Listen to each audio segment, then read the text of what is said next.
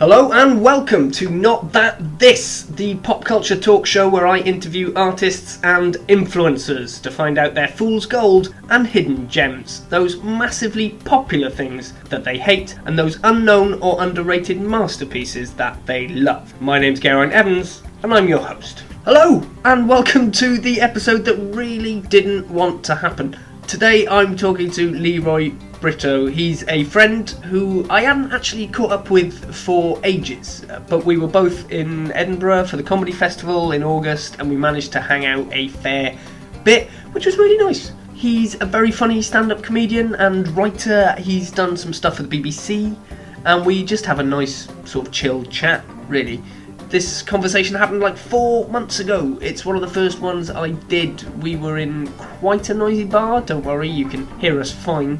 But I lost the file, then it took a long time to edit, and then right at the end of that I spilled an entire cup of tea on my laptop. I really had to fight to get this out for you, so I hope that you enjoy it. I did. Here's the interview. Hello Leroy, how you doing? I'm good, how's things? I'm great. What are you doing up here? What are you up to? I'm performing on a compilation show called the Lunchtime Special, organised by CKP. CKP, one of the biggest promoters and agencies in the UK for comedy. Yeah. The Lunchtime Special is one of the few sort of prestigious compilation shows as well. Yeah, it's a really good show, good standard, and full houses every day. Sorry. Every week, that'll be rough in Edinburgh. So I should say as well that me and Leroy know each other from back in the day. Yeah.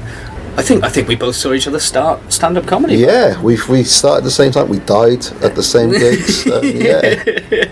We certainly did. Fun times, man. Fun times. Yeah, it was a simple time. Innocence, wasn't it? Yeah. So what else you got going on?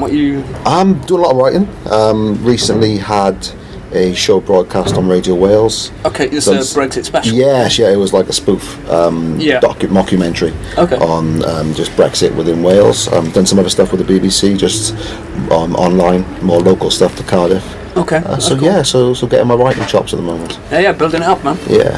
Absolutely, great stuff. So I suppose, I just like this podcast we talk about, you know what we talk about. I've already introduced it, but what I want to know is, before we get into that, like what sort of influences you in your stand-up? Just as a is there anything? Is there like a comic that you look at and you go? Yeah. So I suppose comedic background was never looking at the British comics.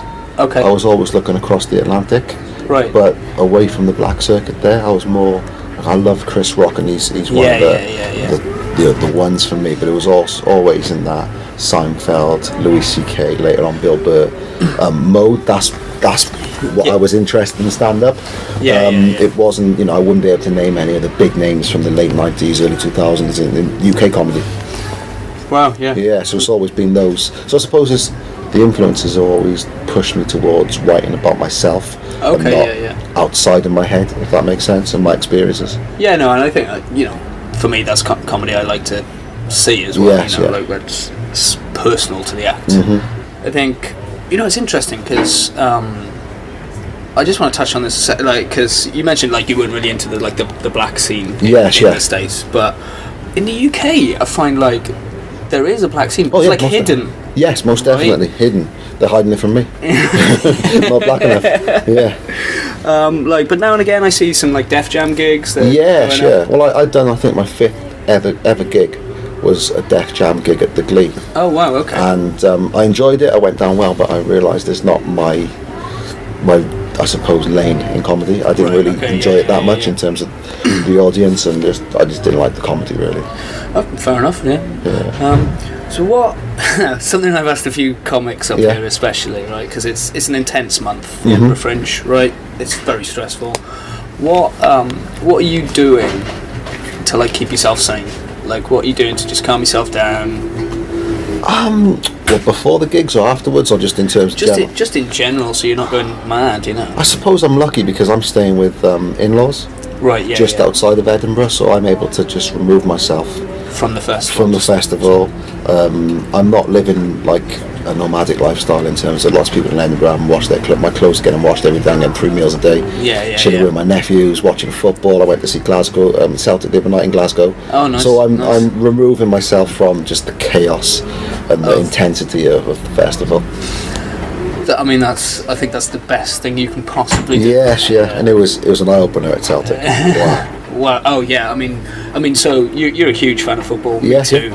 That stadium is just phenomenal. It was magical. Like, I've been to loads of stadiums around the world, but that atmosphere for the Champions League qualifier was ridiculous. They won 5-0 as well, so yeah. Would have been a different story with a different scoreline. You hear Scott Sinclair firing, and you obviously Swansea fan. Know the difficulties. Is that what happened to him? Yeah. Is he there now? That was my balls dropping there. There is a pool table in the room. God, I didn't even know he'd gone to Player of the Year last year. Was he? He scored 2 goals. He's running it in Glasgow. Yeah, because he went to Chelsea until that. No, he was Chelsea originally. Chelsea originally, and then he went to Man City. Then he failed at Villa.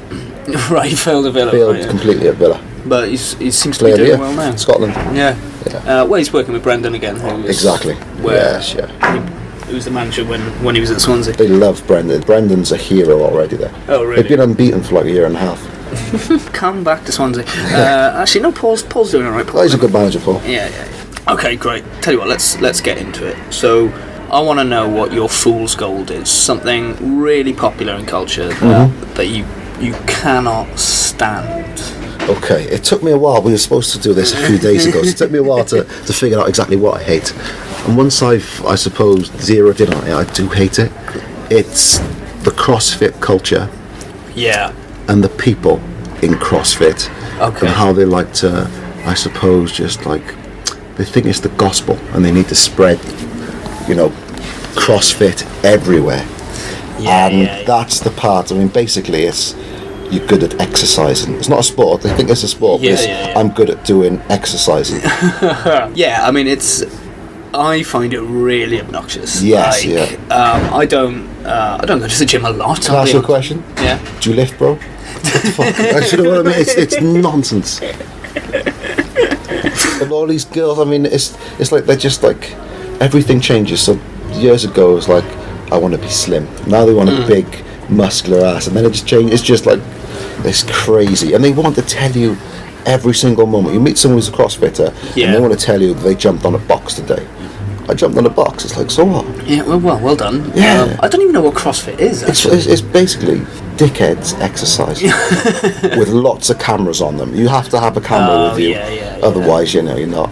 It's not happened. It hasn't happened. Got to get it up on the old Instagram. Yeah, so people are famous for there's videos of people like doing a chin up. It's like, come on, man. Who is watching these? I mean, other CrossFitters. Yeah. Because there's like a world championship of CrossFitting. So there's a competition where people are doing press ups and chin ups. Oh my god. Yeah. So I saw that as training for a sport.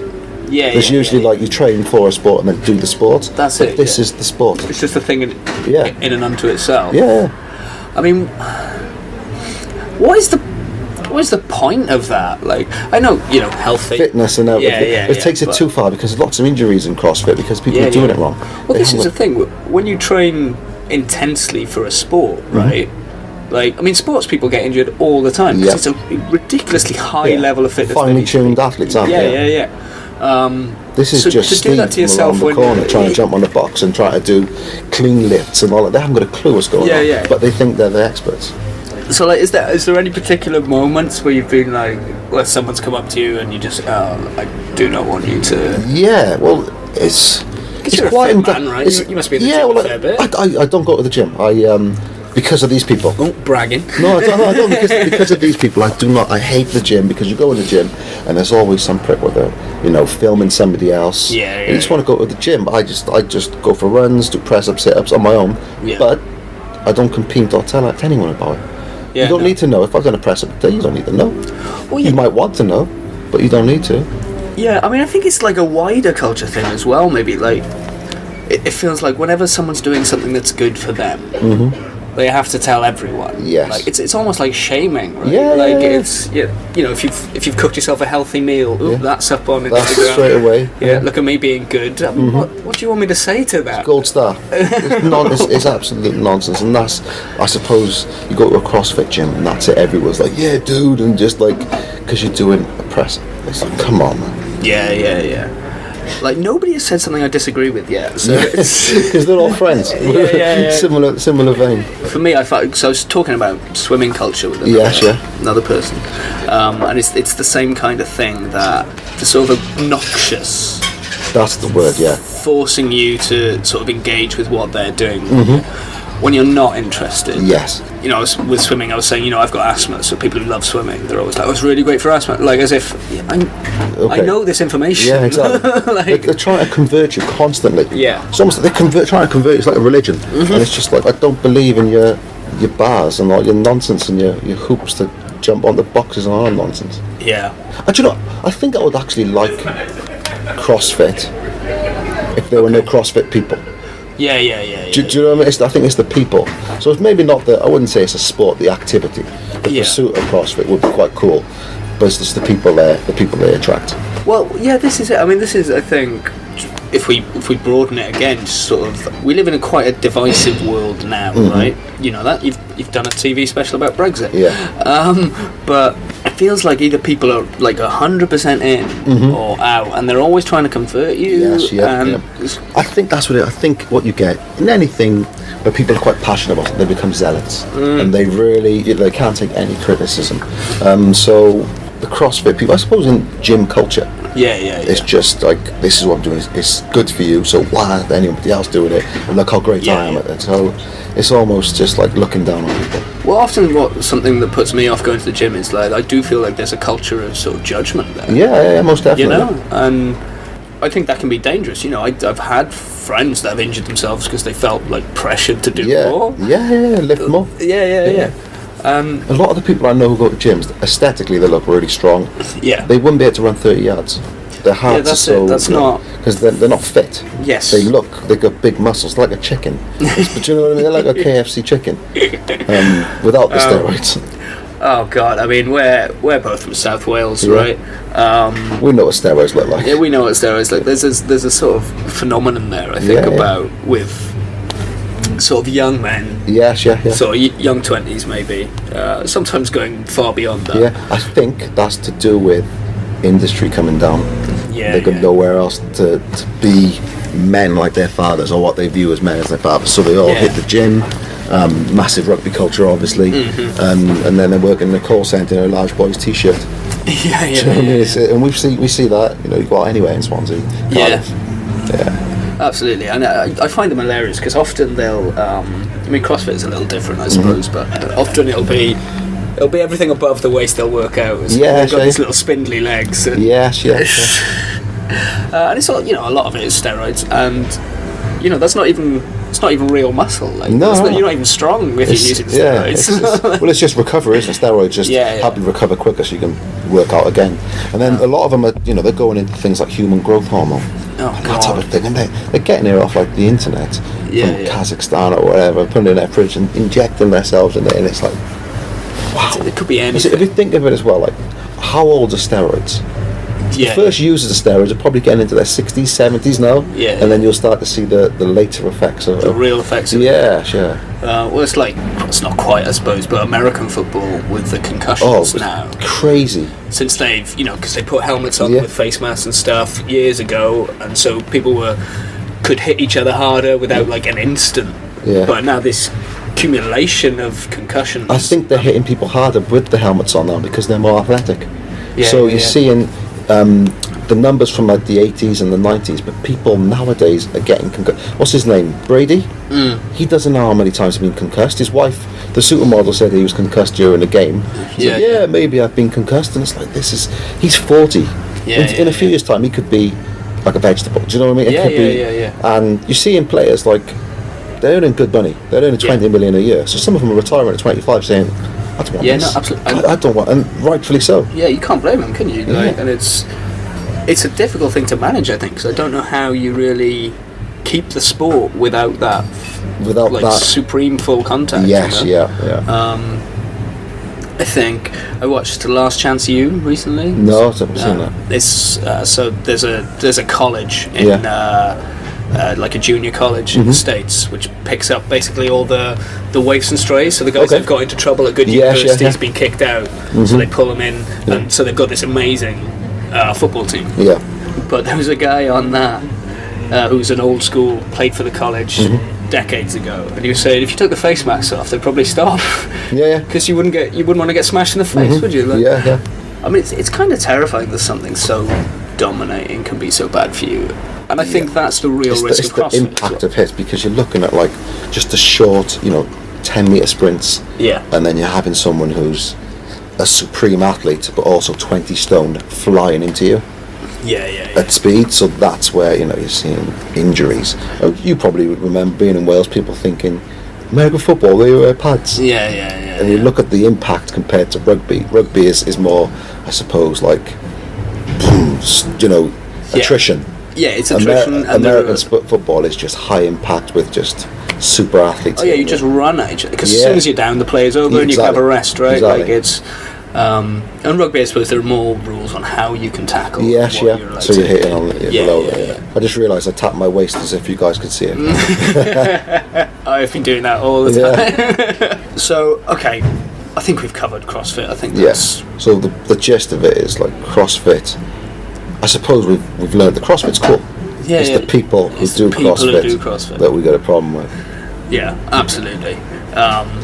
Okay, so let's move on. Let's talk about someone a bit happier. Yes, most definitely. What is your fool's gold? What's flying a bit under the radar that you wish somebody knew more about?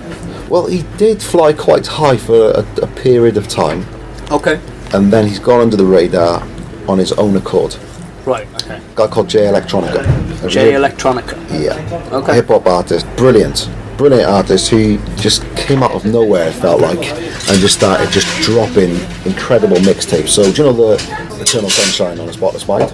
Yes. He took the soundtracks of that, made the pledge, released it, no drums, nothing, just not hip-hop at all, but it just worked. Just brilliant. 15 minutes of him just rhyming over like the music to that. Okay. Brilliant. He released mixtape after mixtape, and this was fire. And then he peaked, dropped a song called Exhibit C, which was huge back in, I think, 2009. Right, okay. I went to see him in the Jazz Cafe in London 2009 when he was at his peak, and everyone was like, when is Jay Electronica going to drop an album? We're still waiting for this album. 8 years later. He signed to Jay-Z's label, Rock Nation, released a few things. He's actually joined the Nation of Islam now. Okay. And we're still waiting for the album. We're still waiting for this album. He's just gone completely under the radar. And so is he still dropping like a few tracks? Occasionally he'll rhyme on someone's song, and it's just like, because he's a perfectionist and it was supposed to be ready a few times, he's like, no, I don't like this. It's like, appreciate as an artist, you release things how you want them released. But with the body of work that you created before all this, when it was just like hours of material, just to fall off the map is unacceptable. Jay, if you're listening to this, sort yourself out. So he's released a new song recently with a guy called MF Doom, who's also underrated. But he was with he was with a lady called Erykah Badu, massive star in America. Right, yeah. And then he ended up with one of the Rothschild's kids or someone. What? He stole her off her husband. It was just, it's crazy. Maybe he's just got enough money now then. Maybe that's the... Yeah, maybe he's just married rich or just had an affair with someone rich. There we are, Rothschild. So... Wow. So, this was in 2012, so this is 5 years ago, so we're still waiting for him, even from them, to drop an album. I mean, this is really interesting because, like I say, I don't really know hip-hop, so I don't know what's exciting about it, really. I mean, is there something that he does in particular that you're like, the world needs to hear this? Well, there's the technical aspects of the way he rhymes in terms of how he puts words together, and the way he flows, etc. Just in terms of just like how you can hear. It's also what he's saying as well. He was quite enlightened in terms of things he was saying. Okay. So it was quite deep, but at the same time accessible. Right. Okay. And it's just as a hip hop fan, the stuff he was saying was just fire. So it wasn't the stuff you'd hear on the radio. It was like what hip hop fans like to listen to. Eating whack rappers alive, shitting out chains. That's the type of stuff he was saying. Okay. That's a phrase I'll be using all the time. When it comes to like hip hop specifically, just the broader genre, what got you into that? Like, was there a moment where you're like, oh my god, this is... No, for me it was force-fed down my throat, down my ears. As a child, I've got 2 older brothers, so 6 years and 4 years older than me. So in the late 80s, when hip-hop finally came over to the UK in terms of like the mixtapes coming over, albums, people would go to New York and get a tape, and they would filter across the UK, and records coming over. That was the soundtrack to my childhood. And initially I was just like, because my older brothers liked it, I tried to rebel. And I didn't like it. And then eventually it just seeps into who you are. And I see it as my culture. It's that deep into me. Like, if you play just a little bar from a certain song, just emotions come through me. It's like the best way to describe it is Kanye West. Massive wanker. But he's our wanker because deep down he's hip hop. Do you know? So he's forgiven for all the shit because I know deep inside him he's hip hop. Okay. Massive wanker. Should have picked that as your... underrated. He's not underrated. He's the biggest. But he's underrated in his own mind. So it's just who you are. So it's a weird one, hip hop, because it doesn't age that well. So I've been to a few hip hop concerts recently, and I'm watching acts who were saying the same stuff they were saying 30 years ago, which is great if you're a 20-year-old New Yorker talking about bitches and all that stuff. But when you're a 50-year-old guy, it doesn't age that well. That's why Jay-Z's found the beautiful medium where he's actually been able to age well. To go into his lane. I mean, Jay-Z's interesting because something I really respect about a lot of these hip hop guys is they've all got huge like technical CVs as well. Like they're doing the producing and the That's something I find impressive because that's like a full knowledge of music. Even if you don't get that shot. Jay-Z wouldn't be producing his stuff. So the production. So Kanye is an example of the technical production side and the rapping. So he would be the person making the beat, making the music, and that's how he started originally. So he would be the one making the beats, and then Jay-Z would be the rapper. But then you've got a number of people who've done that before Kanye. So you've got people like Pete Rock, you've got Large Professor, Dr. Dre's the biggest name of that genre. But you usually find someone who's really good at making music is not that great a rapper. So if you compare the lyrical skills of someone like Kanye versus Jay-Z, Kanye versus Nas, then it doesn't compare. Even Dr. Dre, those rhymes are written for him. I mean, do you find with hip hop, like, because you mentioned just now, like when you were a young man talking about bitches. Like, do you find with hip hop there is an issue with like misogyny within that? Not at all. No. I think in certain parts of hip hop, which I don't really consider hip hop, the stuff that I hear on the radio now, which is like, for example, Drake. It's not something which I would consider hip hop. It's like he's taken that influence and he's made his own music.